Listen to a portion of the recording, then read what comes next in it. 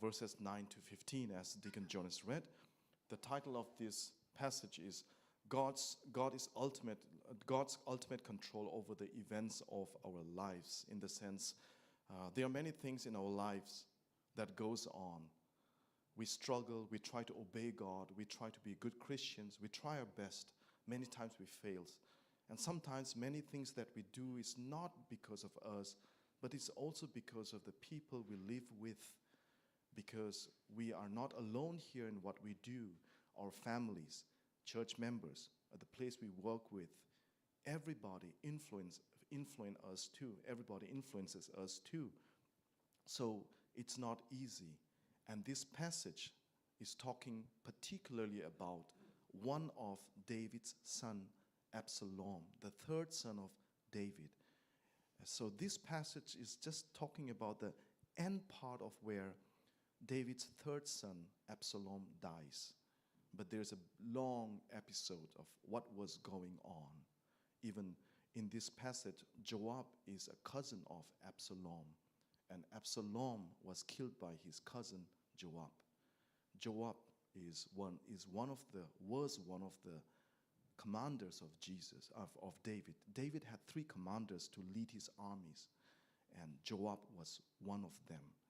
And Joab was not simply a commander, but Joab also very much influenced King David. And we see that in this book of 2 Samuel 2. So, as the title, in this title, what I'm trying to make us understand or notice is that God is sovereignly working in every events of our lives too, not just King David and his sons. That's one. Secondly, through this, we will also learn a little bit about David and his son, Absalom, so that we can also apply something or not do something in our lives. So, just to connect to what we have been doing Sunday after Sunday, we learned about Adam and Eve, we learned about Noah, Abraham, Isaac, Jacob. Then we have come to this place where now the people of God are one nation called the Israelites, the nation of Israelites. God appointed judges, around 12 plus judges God appointed to take care of his people. Then the people later, after Samson, they started asking, we need a king. And then we saw it last Sunday, God was not really happy, but God said, remember, you don't know what you're asking for. When you have a king, the king will own everything that you have. Your people, your family members, sons or so, will become his army. They will have to serve the king. Are you really sure you want a king? But the people said, we want a king like the other nations around who are not God's people. We want a king. For example, Egypt. Pharaoh was like the king, like a god. We want to see someone with our eyes who will save us, who will protect us, who will provide us, like the Egypt and others. We want a king. And God was not very happy. But God said, if you want it, so be it. Amen to it, so be it. I'll give you a king. So God appointed Saul, and Saul became a king, the first king in the history of God's people. So God appointed. But again, we saw that Saul did not obey God, so God removed him. So God, we have choices that we make in our situations, but God still is in control. He picked Saul to be the first king, and he was the one to remove Saul from being a king. Then, after Saul, God appointed David, and then starts this story. David had around 20 sons, or even more. But if you calculate, roughly you can calculate 20. But think around 20 sons. and Absalom was the third son. David was a successful king. He obeyed God. The Bible told that he was man after God's own heart. That means he was very close to God. The heart of God and David's heart were almost similar. What God wanted, he desired. He was so close to God's heart. That was what David was. And David was a successful leader to lead his people. Resilience is one thing about David. Never gave up. He was so many times attacked, but never gave up. He always won because God was with him. But in that victorious life of King David, as a good leader, many people like the character, the story of King David today. But in David's home, we see it was very chaotic, so much confusion. Sons were fighting with each other. Solomon killed his brother Adonijah. And here Absalom was killed by his cousin Joab. And Absalom killed his brother Amnon. Within the family and the relative, they are just killing each other. So in the personal life, it was very chaotic. Even within David's wives, you see the story. So much of pain. So that was the situation that was going on. And also we see, among David's sons, they were fighting for becoming the king. And we see in David's time, when he was alive, 3 sons died in David's lifetime. 3 sons died. Absalom died. And we see Amnon died. And also Daniel was a child, not the prophet Daniel in the book of prophet, not the prophet, a major prophet that we address, that's called Daniel, not that prophet Daniel. But David had a son by the name Daniel. So he also died during David's lifetime. So think about, as a father or mother, your children dying, and the death was not a good death. It was either God's punishment because you did something wrong, or because one of your son killed another, or your relative killed another son. That was the case. And right after King David's death, again another son died. Adonijah died. He was killed by King Solomon, that we remember him as the wisest king and the richest of all. He killed his own brother Adonijah for power. But we're reading these things, we see how much chaotic confusion, hatred within the same family. Today we call ourselves the Church of God. Church, within ourselves itself, though we love God, though we're blessed, we are no difference, or we are not free from this kind of situations. Sometimes it goes very ugly that we hate to even remember one another, even if we are very closely together as a family. So that was the situation that was going on. But as I've mentioned, God is still in control, as it was prophesied that through David, the Messiah would come. The Christ would come. It was fulfilled.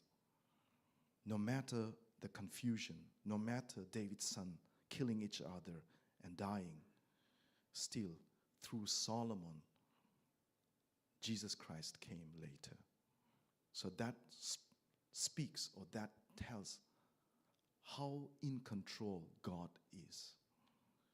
Some people think God is confused because of so complex life we live in. Just one family fighting, confusion. No. God is not like that. God in heaven, he's not confused. What to do. He's not. God knows everything. He's in control. He's perfectly not chaotic, but perfectly in his sound mind. He's executing, he's completing, fulfilling his plans. In other words, God is fulfilling the prophecies he gave to his people, one after another. So that's the God we worship. That's Yahweh we worship. So that's the situation that we go through. Some of us might think, oh, Solomon, but Solomon was not really a good guy because he had many wives, 700 plus 30, that's inclusive of concubines, which are not wives. Well, we must also consider that when the Bible was written, we have the book of Ecclesiastes, Proverbs, Song of Songs. Song of Songs was, as we all know, it's a book written for lovers, man and woman, expression of their desire and their love. Song of Songs was written when Solomon, or I could say King Solomon, was younger. At that point of time, he wrote that. And later on, the book of Proverbs was written as he started getting more matured. He wrote about now wisdom, how to live a good life, well-being, common sense. What's the good way of living on earth? That became his focus now. It's not about lovers, romance anymore. It changed to about wisdom. As we grow older, we start looking for wisdom now. That was the mentality King Solomon was moving. How to live a good life. How to live in a way with wisdom for our well-being in our daily matters of life. That was the next focus. Then later, as Solomon grew older, well advanced in age, he wrote the book of Ecclesiastes. The book of Ecclesiastes is focused on God. The focus changed to God. Before he talked about romance, younger time, man and woman admiring each other, then the next focus became on wisdom of life. Then ultimately, as he grew older, the focus came back to God. As we know in Ecclesiastes 12:13, it says, at the end, what matters is for us to fear God and obey God. That's the focus of the book. So from there we can also know what was Solomon's mentality or relationship with God at his final days. So anyway, the point is, God still used Solomon among all the hopeless sons fighting with each other. God still used Solomon, and through that the Messiah came. So we see that God in control. So that is the background of God's sovereign work and how God is in control. And now we come specifically to Absalom. Now we enter the story of Absalom. Absalom was the third son of King David. Absalom was prideful, never gave up, and also disobedient. We see that he did not honor his father David. But on the other hand, you see that Absalom also had taken justice in his hand. When his sister was physically violated by his other brother, Amnon, he took justice in his hand. King David never expressed any forms of justice against his son at the expense of his daughter being physically violated. But Absalom stood up and tried to punish his other brother who physically violated his sister. So in some sense, we see that he tried to take justice in his own hands, no doubt, but he was a person who tries, maybe he had a zeal for leadership to take justice in his hand, violating his father's authority. So that was the situation of Absalom. And also Absalom had the ability in some ways to exhort people, attract people to come to him and serve under him. We saw that Absalom did that. There were a huge number of armies that followed him to fight against King David, the famous King David that everybody knew, who defeated Goliath and also many battles. And also they knew God was with David, but still they followed Absalom. So that was the personality of Absalom. That was what he was. That's in that story, in this passage, we have another character called Joab. Joab was a nephew of King David. In Chronicles it's mentioned that he's a nephew of King David, which means he was the cousin of Absalom. So Joab was not just a commander, but Joab was a person that King David, to some extent, listened. The first time when King David and Absalom relationship was not good, that is, right after Absalom killed his brother Amnon, he ran away because he killed his brother Amnon, who violated Absalom's sister. At that point of time, Joab was the one who convinced King David to let Absalom come back. Don't send your son away like that. As a father, bring him back. Stop that attitude. You are grieving for your son, Amnon, but don't kick away or cast away your son, Absalom. Joab was saying, as a father, don't do that. So listening to Joab, David agreed. And that's when Absalom came back. So that's one part of Joab. But this time, during the war, King David told Absalom and the other two commanders, please fight against them, but spare Absalom. That means please don't kill Absalom. Don't harm him. But this time it's a twist. Joab is the one who goes ahead.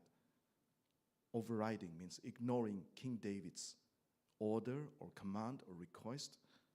Ignoring that, he goes ahead and throws 3 javelins and kills Absalom. So there's a twist again.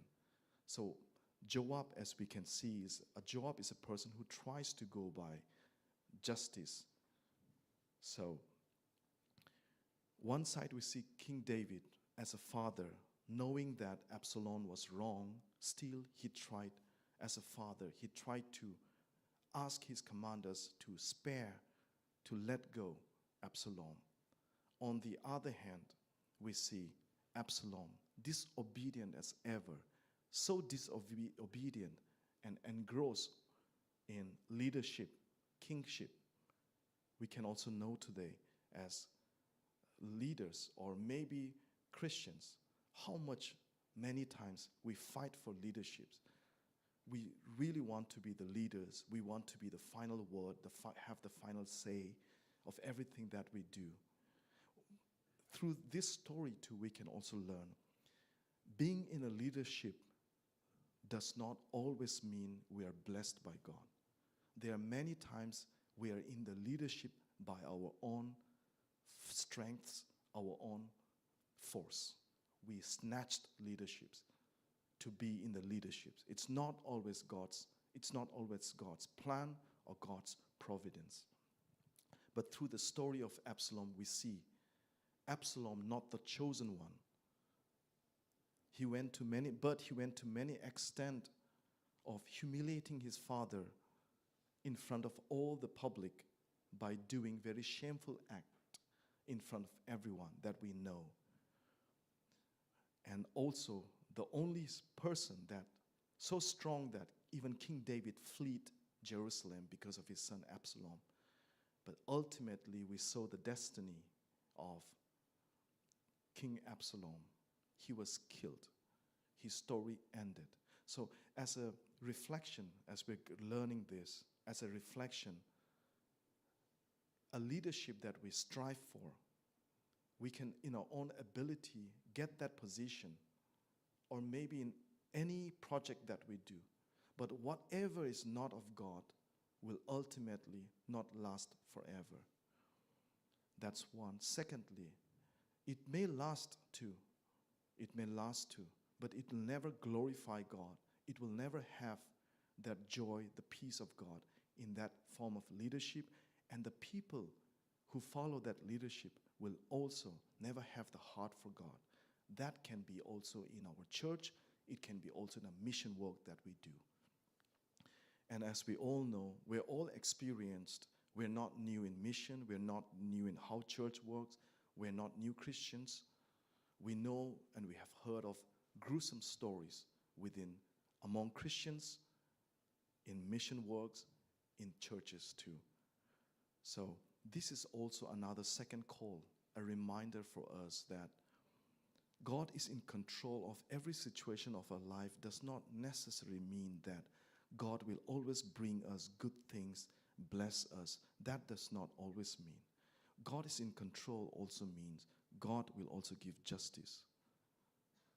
So when we say God is in control of every situation in our life, does not always mean that no matter how much suffering and trials or confusions we have, God is always going to bring us good things, make us feel good, peaceful, unity. He'll bring unity. It's not only that. When we say God is in control of every situation or events in our lives, it also means that God, being merciful, also has justice. He brings justice too, not only for unbelievers, but as the Bible teaches, actually within the church itself, God's first, He corrects. And the word used in the Bible is chastise. Since God loves us like a father, He chastises His children. And sometimes when God corrects us, it's not easy. It's very hurtful, very shameful. It's not easy. So that's what we can learn from here. And the last point is Joab deciding to obey King David, or is it time for him to kill Absalom? And for the servant, whether to listen to King David's order not to kill Absalom, or to listen to the commander Joab to kill Absalom. That's a big question. That's a big question. Like that in our lives too. We don't work alone. We are accountable. We have seniors that we report to. We have others that we listen to their orders, commands, or their advice. Sometimes there are conflicting advices, conflicting commands. At that point of time, whose do we listen to? That's also a question. Not that we are bad many times, but we don't know whom to listen to when there are two different conflicting commands or orders. The question is, how do you decide? Do you simply by default listen to the superior, most senior one? Or what do you do? That's left on us to decide. And that's case by case. That's case by case. But for me, my suggestion would be, at that point of time, we know the truth sometimes, but sometimes in the context we can't understand what to apply. But if we know the context, we know what to do. Choose what is right. Choose what is right. That's godly, that's right. But at the same time, please let us use wisdom in such a way so that two persons that have asked us to do conflicting things must not be offended. Must not be offended. So as a summary, as a conclusion, once again, from this story, we're not just learning the story of Absalom, Joab, how he executed or killed Absalom, and how David grieved, but how David as a leader had to get up again and minister to the Israelites. But we're also seeing, taking backward through the history from the beginning, how, and also fast forward today and in the future, how God is sovereignly working with His mercy, His blessing, but also His justice. So remembering that today in a church, in a mission work that we do, in a respective work that we do Monday through Fridays, our family life, everything that we do, let us remember that sometimes when it's very hard for us because of certain things, let us not get hopeless and say, my life is over. Let us remember that God is still in control. And if we continue in that time to obey God too, God will bless us. We'll see God using us. But if we compromise, means choose not to listen to God, then we know that God is good, so God will also do justice to our wrong actions. So, as a conclusion, let's focus on God, remember God in every situation of our life. Shall we all rise up and